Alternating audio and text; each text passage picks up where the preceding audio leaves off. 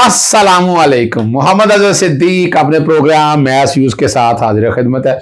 वही हुआ जिसका डर था। मिठाई फिर पहले खा ली, यानी इन्होंने मिठाई फिर पहले खा ली। अगर आपको याद हो, कल के मेरे अगर मुख्तलिफ टीवी चैनल्स पे प्रोग्राम आपने देखे हो, आज सुबह ही ले लें, आज सुबह जो अपना चलें वो छोटा सा क्लिप मैं कोशिश करूंगा वो चल जाए, यानी लेकिन आपने वो देख लिया होगा। ARY पे सुबह सवेरे में मैं ये बात कर चुका हूं कि मुतवक्को फैसला क्या है, और फैसला वही मुतवक्को आया। सुप्रीम कोर्ट इस हद तक तो कहेगी कि 90 दिन के अंदर अंदर इलेक्शन आने हैं, और सुप्रीम कोर्ट शायद ये भी तय कर दे कि अगर असेंबली खुद ब खुद तहलील होनी है तब भी डेट गवर्नर ने देनी है। सुप्रीम कोर्ट शायद ये भी तय कर दे। फर्ज करें अगर ये यहाँ मुझे कंसेंसस नजर नहीं आ रहा है, जहां जो कि सदर पाकिस्तान ने सेक्शन 57 के तहत डेट दे दिया 9 अप्रैल, वो 3 जजेस शायद उसको उस एंगल पे अगर वो देखिए देयर इज अ पॉसिबिलिटी कि वो 9 अप्रैल डेट आ गई है, इलेक्शन कमीशन शेड्यूल जारी करे और बाकी सारा प्रोसेस कंप्लीट करे। इस हद तक आगे मैं देख सकता हूँ, इस हद तक शायद कंसेंसस ना हो जजेस में, वहां आपको डाइसेंट व्यू या मेजोरिटी व्यू नजर में आए। लेकिन जो असल इशू है, जो आपका कंसर्न है कि डेट आ भी जाए और आगे इलेक्शन ना हो, तो वो इलेक्शन कमीशन को पाबंद किया जाएगा, जो कि ऑलरेडी 90 दिन में से देखिए 90 दिन में से आज 47 दिन गुजर गए हैं, 43 दिन रह गए हैं सिर्फ। मुबारक हो कौम को, कौम जीत चुकी है। 90 दिन के अंदर अंदर इलेक्शन होने हैं। ये 90 दिन से आगे इलेक्शन नहीं जा सकते। मैं फिर बताता चलूं, 90 दिन से आगे इलेक्शन नहीं जा सकते, ये समझना बहुत जरूरी है। सुप्रीम कोर्ट में ये इंप्रेशन देने की कोशिश की कि जज तकसीम करने की एक साजिश की, जजेस तकसीम नहीं है। मैं फिर बता दूं आपको, वो ठीक है, इख्तलाफात अपनी जगह पर मौजूद है, हर एक का ओपिनियन अपनी जगह पर मौजूद है वो, लेकिन ये कहा जाए कि जजेस तकसीम है, वो नहीं है। मेरे सामने ये बैकग्राउंड पे चल रहा होगा। ये पहला फैसला जो है ये 23 अप्रैल का फैसला है, जो 23 फरवरी का है, जो 27 अप्रैल को अपलोड हुआ है, और फिर आज का जो 13 सफ़ों का जो फैसला है, ये दोनों मैंने आपके साथ डिस्कस करने हैं। और मैं वजाहत बताऊंगा, क्लैरिटी बताऊंगा कि आज का फैसला बुनियादी तौर पर यह है 90 दिन के अंदर इलेक्शन होने हैं। इख्तलाफ सिर्फ इस बात पे है कि आज खुद नोटिस और आईनी दरखास्तें लाहौर हाई कोर्ट में पेंडिंग होने की वजह से काबिल समाअत है या नहीं। ये किसी ने नहीं कहा कि 90 दिन के अंदर इलेक्शन ही, और यही मैं कल से कहता आ रहा हूं, कल से मैं ये कहता आया हूं। मैंने डिफरेंट स्पेसेस में जहां कहीं बात हुई मैंने यही बात की है। अब आज का जो फैसला है, जो आज खुद नोटिस का और चीफ जस्टिस की सरवाई में 5 रुकनी बेंच टाइम दिए हुए वक्त पे आ गया, और दिए हुए वक्त के मुताबिक उन्होंने फैसला सुना दिया। बहुत PTI की क़यादत बाजूद थी। मैं जो कि 2 दिन से इस्लामाबाद में था, मैं वापस लाहौर आ गया, क्योंकि लाहौर में काम करने वाले बहुत सी चीज़ें थी। 3 जजेस ने ये फैसला सुनाया है, और ये 5 जजेस का फैसला है, 3 जजेस ने कहा है, और 3 जजेस का जो फैसला है वो date is order of the court, और जो 2 जजेस का फैसला है वो ऑर्डर ऑफ द कोर्ट नहीं कहलाएगा। ऑर्डर ऑफ द कोर्ट ये बेसिकली 14वें पैरे में है, जो वजाहत के साथ बता दिया है वो आपको मैं बता दूं, और वो क्या है 14वें पैरे में, जो प्रेसिडेंट का, ठीक है ना जी, 20 फरवरी का जो फैसला है, जो मेरे कई खत लिखने पर सदर पाकिस्तान ने दिया था, और वो बड़ा वाज़ेह है, और पंजाब असेंबली का भी है, और जहाँ तक खैबर पख्तूनख्वा असेंबली की हद तक है वो सेट साइड कर दिया है। वो क्या कर दिया, सेट साइड कर दिया, और गवर्नर जो डेटें दी हैं वो गवर्नर के जिम्मे लगा दी है कि वो असेंबली की देगा और तारीख देगा। चूंकि वजह ये कि गवर्नर ने असेंबलियां तहलील की हैं। चौथे में जो वाज़ेह तौर पर डिक्लेरेशन आ गई है, ऑर्डिनरी सर्कमस्टांसिस जो चल रहे हैं, जनरल इलेक्शन जो होने हैं वो 9 अप्रैल को होने हैं। जो डेट सदर पाकिस्तान ने अनाउंस की है, वो बताया गया कि डिले है, कोई एमरजेंसी है, जनरल इलेक्शन में 90 दिन की ये डेडलाइन पूरी नहीं हो सकेगी, और वो कई है मिसअंडरस्टैंडिंग ऑफ लॉ भी साथ, जो मैं बात कहता आया हूँ। 57 के तहत, 57 सेक्शन के तहत ये सारा कुछ होना है, और इलेक्शन कमीशन को कहा है कि वो सेक्शन 57 और 58 सामने रखे। सदर से जो बातें कही जा रही हैं, सदर की बातों को, फोर्स डेडलाइन को अगर वो कर सके तो इसके लिए कम अज कम जो है, और इसके लिए कंसल्टेशन करने का सदर ने करना है, और सदर ने ही डेट अनाउंस कर दी है। तो इसलिए गवर्नरों के हाथों से तो बात निकल गई। गवर्नर पंजाब तो इनकॉम्पिटेंट है ना जो किया है, और KPK की हद तक है कि वो फौरी तौर पर जो इलेक्शन कमीशन करके date of holding of election ऐलान कर दे, और अगर ना किया तो फिर सदर पाकिस्तान गवर्नर का होद तोड़ने का, उसके अपने किरदार अदा करने का जो ड्यूटी है उसकी, और वाज़े तौर पर यह भी कह दिया फेडरेशन ने क्या करना है, आर्टिकल 220 का जिक्र आ गया, तो ये हर चीज का जिक्र आ चुका है।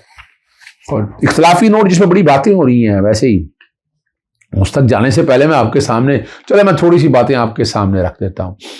और ठीक है ना जी, जो बातें सुप्रीम कोर्ट इंतखाबात 90 रोज में करवाने पर वो साइलेंट है जब खुद तहलील के यानी ऑटोमेटिक तहलील हो जाए। सुप्रीम कोर्ट जो है ना वो पार्लियामानी जमहूरियत आइन है। सुप्रीम कोर्ट खैबर पख्तूनख्वा की हद तक मामला जो मैंने आपको बता दिया वो गवर्नर का देगा, अगर नहीं देगा तो सदर पाकिस्तान आ जाएंगे।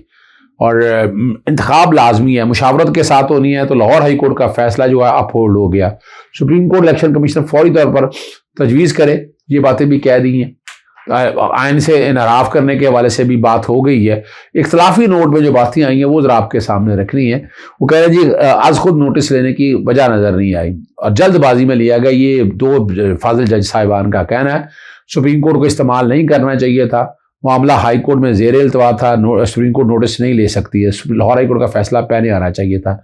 हाई कोर्ट में मामला खुद नोटिस की वजह से ज़ेर इल्तवा लिखा है यहाँ पर, ऐसा बिल्कुल नहीं है, क्योंकि मैं तो गवाह हूँ सारे मामले के। 27 तारीख को आकर उन्होंने कहा है, 27 तारीख को, तो ये तो 28 को फैसला आ गया, 27 को इन्होंने सेनेटाई अर्जन की है और वो फैसला बैकग्राउंड में है। मैं कोशिश करूंगा कि वो भी मैं चला दूं। और दो फैसलों का जिक्र किया उन्होंने, वो दो फैसले मैं सामने रख देता हूँ। जैसे सईद मंसूर अली शाह ने, वो मंजूर अली का केस है और मोहतरमा बेनज़ीर भुट्टो का है। ठीक है ना जी, 3 बुनियादी सवालों का जायजा लेना है। पार्लियामानी जमहूरियत आइन अहम है। दूसरा है कि आइनी किरदार कब और कौन अदा करेगा। तीसरा सवाल है कि वफाकी और सूबाई हुकूमत का इंतखाब में क्या करना होगा। 90 दिन की डेडलाइन के हवाले से वो बड़ी वजाहत के साथ मैंने आपके सामने एक एक चीज़ बता दी है। आपको ये समझना चाहिए। अब इसमें मैं ना, अगर आप देखें तो इसका जो 12वां पेज है ना, उसका तीसरा जो पैरा है, ये आप लोगों के सामने पढ़ दूं तो आसानी रहेगी। There is no justification to invoke our constitution jurisdiction under article 184(3) to initiate सू मोटो प्रोसीडिंग। ये जो खुद नोटिस के इख्तियार का है। As a single judge of the Lahore High Court has already decided the matter in favor of the petitioner before the said High Court, void a judgment date, and the said judgment is still in field. Intra-court appeals filed against said judgment are pending before the division bench, and none of the said petitioners approached the court under Article 185(3). यानी वो 185(3) के हवाले से बात कर रहे हैं, तो इंट्रा कोर्ट अपील जहां पेंडिंग है। लेकिन 10 फरवरी का फैसला क्या, 90 रोज में इलेक्शन होने, इलेक्शन कमीशन गवर्नर के साथ मुशावरत करके ये कहेगा। आखिर में जो एक बड़ी बात है वो जिक्र जो कर रहे हैं कि 9 मेंबर बेंच का एक नोट लिखा हुआ है, क्या हुआ या नहीं हुआ उसको छोड़ दें। जज साहिबा ने कहा है, 2 जज साहिबा ने, we therefore agree with the order dated 23/2/2000 passed by learned brother Yahya Afridi and dismiss the present petition and drop the suo motu proceeding. अब जब आप 23 तारीख का वो जो दोनों नोट हैं, वो दोनों नोट मैं चाहूंगा सिर्फ अलहदा वही आपके साथ चल जाए तो ज्यादा बेहतर आ जाएगा। जैसे याया अफरीदी का नोट है, वो मैं कोशिश करूंगा उतना मैं अलहदा कर दूं ताकि वही आप तक आ जाए।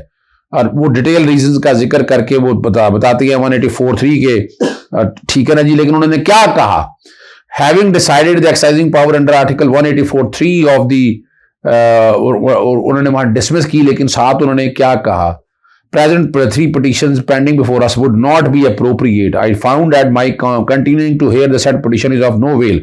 However, I leave it to the worthy Chief Justice to decide my retention in the present bench hearing the said petition. खुद ही उन्होंने अपने आप से बेंच को अलहदा करने का कहा, तो फिर तो ऑर्डर ऑफ द कोर्ट तो ना हुआ ना ये। इसी तरह जस्टिस अतर मिल्ला साहब ने बड़ी वजाहत के साथ सू मोटो नोटिस का कह के, उन सवालों का कह के वो ये चाहते थे कि असेंबलियां जो हैं ये तहलील कैसे हुई हैं, ये सवाल भी देखा जाए। उन्होंने इसका भी जिक्र किया है। और लेकिन इन्होंने I am of the opinion language at the conferred external jurisdiction must be heard by a full court. उन्होंने कहा कि फुल कोर्ट को सुनना चाहिए in order to ensure public confidence the proceeding in hand and keeping the importance of the question raised by our consideration. It is imperative that matter regarding the violation of interpretation of constitution is heard by a full court. The interpretation of article constitution in this context therefore also requires interpretation. उन्होंने कहा article 184(3) की, हालांकि हमें हर एक को पता है कि आर्टिकल 184(3) के हवाले से वाज़ेह तौर पर आ चुका है। और आखिर में जो 27 फरवरी को अपलोड हुआ, ये आप लोगों के सामने वैसे रख देता हूँ। ये 9 जजों ने इस पर दस्तखत किए हैं। और ऑर्डर ऑफ द कोर्ट है क्या, बेंच क्या है, keeping in view the order dated 23 February and the additional notes attached thereto by 4 of us, justice itna, as well as discussion deliberation made us in the ante room of this court. The matter is referred to the Honorable Chief Justice for reconstitution of the bench.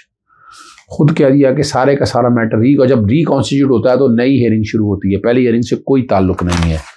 और यहाँ आकर अगर इस bench में आप अगर आ जाएं तो ये 13 सफ़ों का फैसला है, और इस फैसले के अंदर भी ऑर्डर ऑफ द कोर्ट है जो 5 जजों ने दस्तखत किए हैं, क्योंकि ये है सफ़ा नंबर तकरीबन 10-11 पे है गालिबन, हाँ जी 11 सफ़े पे है।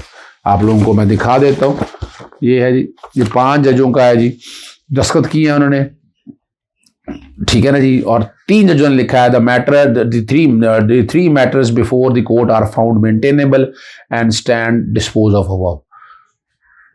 चूंकि 3 मेंबर बेंच है, उन्होंने ये फैसला किया तो उस फैसले को सामने रखते उन्होंने कहा मेंटेनेबल है और ये डिसाइड हो गया।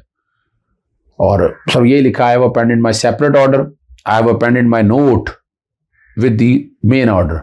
एक ने ऑर्डर का जिक्र किया है, एक ने जिक्र किया है जो जस्टिस जमाल मंदोखेल ने कि उन्होंने अपना सेपरेट नोट किया, तो ये ऑर्डर ऑफ द कोर्ट नहीं होगा। तो ऑर्डर ऑफ द कोर्ट यही है कि ये दरखास्तें मंजूर हो गई हैं, अब इलेक्शन करवाने हैं 90 रोज़ के अंदर अंदर उन्होंने हैं, और पंजाब की हद तक 9 अप्रैल डेट है, और जहाँ तक KPK की हद तक है वो डेट गवर्नर ने ऐलान करनी है, नहीं करेंगे तो फिर मामला आ जाएगा।